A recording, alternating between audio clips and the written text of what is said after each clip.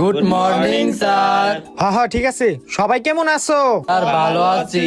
ভালো আছি, এটা আবার ওরা কই তুইব? তো বাচ্চারা, আজকে তোমাদের বেতনের হিসাব হইব। আচ্ছা। তো মারুফ, তোমার 1 মাসের বেতন বাকি আছে, এটা দিয়া দিও। আচ্ছা স্যার। এই কেরানি, তোমার তো 2 মাসের বেতন বাকি আছে, দিয়া দিও। আচ্ছা স্যার, দিয়া দি মনে। ঠিক আছে। এই নাসির, তোমার তো অনেক মাসের বেতন বাকি আছে, প্রায় 3 মাসের বেতন বাকি আছে, এটি দিয়া দিও। জি স্যার, আজকে গিয়ে দিয়া দে মনে। ঠিক আছে। এই হাসান, কত বড় বেদ্যপ, সারাইছে, কোনো সম্মান নাই, বেঞ্চের উপরে পা দিয়া রাখছে। হয় পাও না না, বেদ্যপ একটা। হাই হাই, তোর তো পুরা 5 মাসের বেতন বাকি আছে, এটি কবে দিবি? কি কোন স্যার, 5 মাসের বেতন বাকি? আমি তো পুরা বছরের বেতন দিয়া দিছি। পুরা বছরের বেতন দিয়া লাইছত মানে? তাহলে কি খাতায় ভুললে হা? আর তুই যে পুরা বছরের বেতন দিছ, এটার প্রমাণ কি? স্যার